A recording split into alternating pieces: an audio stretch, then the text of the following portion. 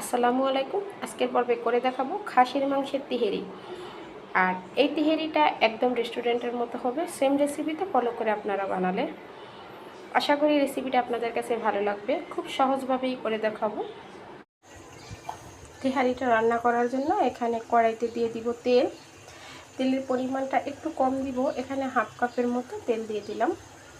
যেহেতু খাসির মাংসতে একটু তেলের পরিমাণ বেশি থাকে। এখানে দিয়ে দিব পেঁয়াজ কুচি, 1 কাপের মতো পেঁয়াজ কুচি দিয়ে দিলাম। পেঁয়াজটাকে একটু হালকা ভেজে নেব। পেঁয়াজটা হালকা ভাজা হয়ে গেছে, এখানে দিয়ে দিব 1 টেবিল চামচ লবণ, দিয়ে দিব গোটা গরম মশলা, 2টা তেজপাতা, এখানে আছে কালো গোলমরিচ, লং, সাদা এলাচ, দারচিনি আর একটা বড় সাইজের কালো এলাচ, সবগুলো ফাটিয়ে দিয়েছি। একটু থেতো করে দিবেন, এতে করে খুব ভালো করে মশলার সুগন্ধটা বেরিয়ে আসবে। এখন দিয়ে দিব 2 টেবিল চামচ আদা রসুন বাটা, সাথে 2 টেবিল চামচ পেঁয়াজ বাটা। আদা রসুনের ফ্লেভারটা একটু কষিয়ে নিলে এখন দিয়ে দিব আমি খাসির মাংসটা। আর মাংসগুলোকে একটু ছোটো সাইজ করে কেটে নিয়েছি, একটু নেড়ে চেড়ে নিয়েছি। এখন দিয়ে দিব এখানে টক দই। টক দইটাকে একটু ফাটিয়ে নিলাম। টক দইটা দিয়ে একটু মিশিয়ে নেব। এখন দিয়ে দিব গরম মশলার গুঁড়া, ধনিয়ার গুঁড়া, কালো গোলমরিচের গুঁড়া, সবগুলো মশলা দিয়ে দিলাম। মশলাটাকে দিয়ে একটু নেড়ে চেড়ে নেব। নেড়ে চেড়ে দিয়েছি। এখন কয়েকটা আস্ত কাঁচামরিচ দিয়ে আমি এটাকে ঢেকে দেব। এটা প্রায় অনেকটাই সেদ্ধ হয়ে গেছে, দেখতে পাচ্ছেন। এখন আমি এখানে কিছু আলু দিয়ে দিব।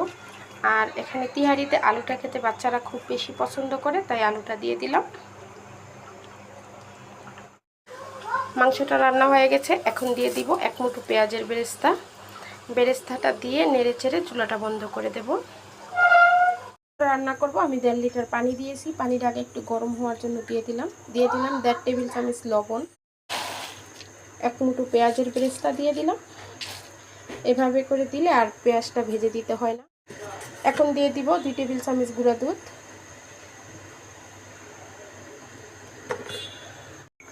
তেল দিয়ে দিব, তবে তেলের পরিমাণটা কম দিব। এখানে আমি 5-6 টেবিল চামচের মতো তেল দিয়ে দিলাম। কয়েকটা কাঁচামরিচ দিয়ে দিয়েছি।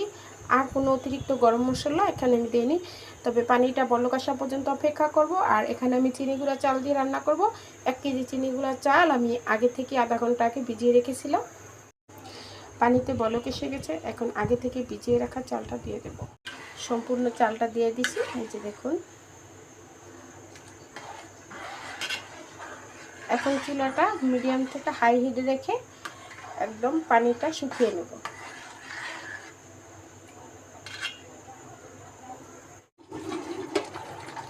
পানিটা শুকিয়ে গেছে, দেখতে পাচ্ছেন। এখন চুলাটাকে আমি মিডিয়াম থেকে একটু লোতে করে দেব। এখন আগে থেকে যে রান্না করে রেখেছিলাম মাংসটা, সেটা দিয়ে দেব। সম্পূর্ণটা দিয়ে দিলাম। এখন আর আমি নাড়াচাড়া করব না, ঢাকনা দিয়ে ডেকে দমে রেখে দেব। দম হয়ে পড়ে গেছে, পোলাওটাও সেদ্ধ হয়ে গেছে। এখন এটাকে আমি উল্টে পাল্টে সম্পূর্ণটা মিশিয়ে নেব। এই যে দেখুন সেদ্ধ হয়ে গেছে, দেখেই বুঝতে পারছেন।